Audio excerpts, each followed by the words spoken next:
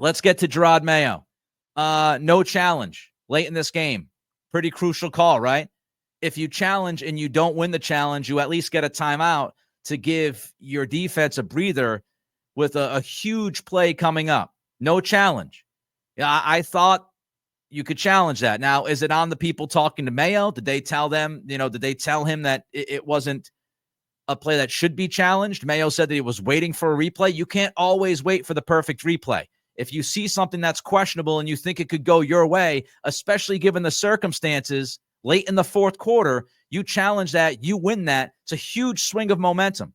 And again, even if you lose the challenge, you at least gave your defense a chance to take a breather and get set for a gigantic play. No challenge. Didn't like it. Mayo held on to the timeouts as Indianapolis was driving. Indianapolis gets into the red zone. Indianapolis is sitting smack dab in 4-down territory. Mayo decides not to call any timeouts. He calls one timeout very late, but he holds on to the other two. He had all three of his timeouts he could have used in that situation to conserve as much clock as possible. You knew Indy was going for it. They had to score to tie the game, at least, if not win, with a 2-point try. Mayo could have called timeout. He could have conserved clock. And, you might have had a little bit more time on that final drive for Drake May. But he held on to the timeouts. Now, what's even worse than holding on to the timeouts is what Mayo said in the postgame on the timeout situation. He was asked, did he think about using the timeouts to conserve some time? And Mayo said, quote, absolutely, there was a thought. We have also won a Super Bowl here doing it the other way. Keeping our timeouts is what I thought was best for the team. Now, I know a lot of people, my buddy Bertrand jumped on the whole we part of this. We won a Super Bowl. And Mayo wasn't part of that staff. He was on the team. He played 5 or 6 games. You're going back to, of course, 2014. Technically, 2015 was when the Super Bowl was played, but it's the 2014 season when Pete Carroll was, down in the red zone before the Butler pick. And you had Belichick kind of sit back and wait, didn't call any timeouts. And Belichick said, when he was asked why he approached it that way, he said, looking across the field, he could see Pete Carroll. He could see the staff of Seattle being a little confused, a little all over the place, and said he did not feel like the coaching staff was in a position to calmly do what they needed to do in that situation. I don't even want to pay attention to any of that. Here's my biggest beef with what Mayo said as far as we won a Super Bowl by not calling timeouts. You cannot, and I mean you cannot in any way compare a Super Bowl winning defense and team to this current crap show.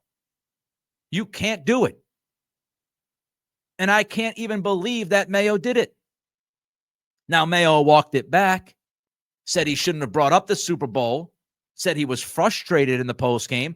Well, Jerod, if you're frustrated, it's better to say less, my friend. But you can't compare a team back in 2014 that won a freaking Super Bowl to this defense right now. Are you kidding me? I went back and I looked at this. Do you know where the Patriots ranked in red zone defense? Do you know where they ranked in red zone defense in 2014? Probably not, right? Not off the top of your head. The Patriots had the 6th best red zone defense in football that year. Heading into yesterday, this Patriots defense is 23rd in red zone defense. And it's going to get worse. It's going to get worse because of what you did yesterday. I don't have a problem with, leaving it in your defense's hands and not calling timeouts if you have Brandon Browner and Darrelle Revis and Malcolm Butler and Kyle Arrington and Devin McCourty and Patrick Chung, and your secondary is communicating with each other, and you haven't had a bunch of red zone coverage busts, which, by the way, happened again yesterday. I wouldn't have much of an issue. But you can't compare this defense to that defense. And if you're just watching that game, Indianapolis at that point was 2 for 3 in the red zone. You had issues in the red zone yesterday. You've had issues in the red zone for almost the entire year.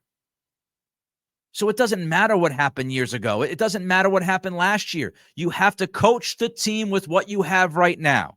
And what you have right now is a secondary that is not communicating well, busts coverages, guys that can't get out of their own way, a red zone defense that is giving things up all the time. And you have to coach to the team that you have.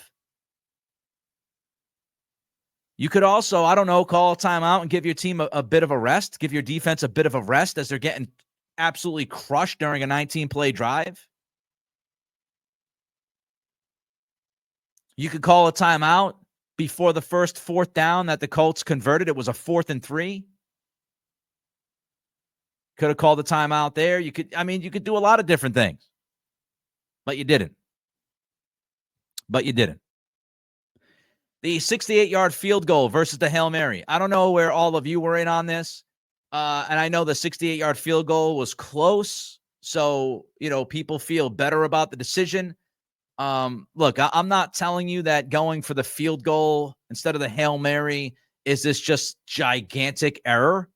I would say watching football and understanding that a 68-yard field goal has never been made in the history of the league, and the fact that it was 30 degrees yesterday at Gillette Stadium, and the fact that I have seen a couple of teams actually complete a Hail Mary, I probably would have had Drake May chuck it from the 50. Again, I'm not telling you it's an egregious error. I'm not telling you it's an egregious decision. That's the way I would have went with it. If Joey Sly makes that kick yesterday, if Sly makes that kick yesterday, it's the greatest kick that we've seen. It's the longest kick ever made by an NFL kicker.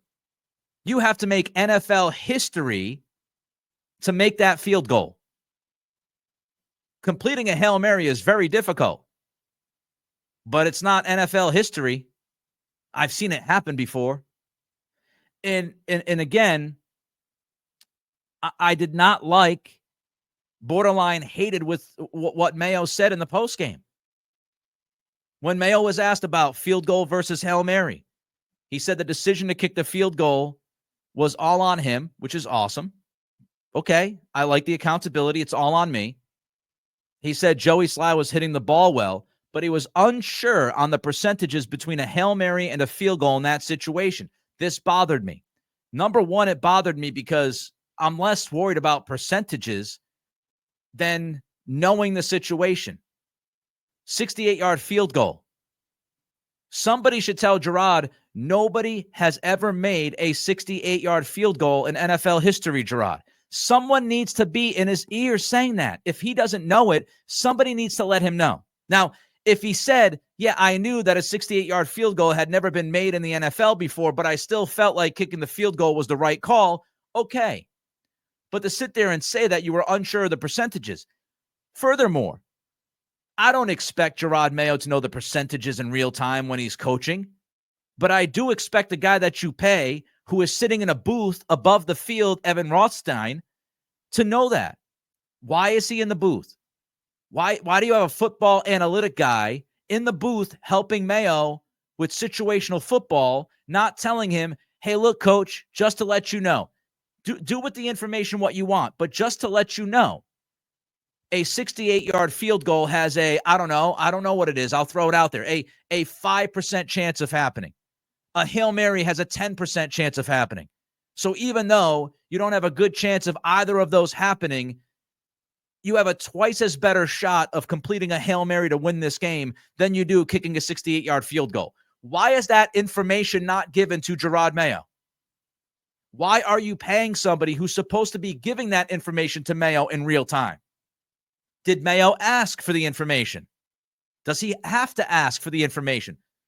So again, people get wrapped up, and I had some people on Twitter like, oh, Nick, percentages, come on, blah, blah, blah. It's not about the percentages. It's about the operation. It's about having somebody who is paid to do a job to let you know analytically so you can make an informed decision.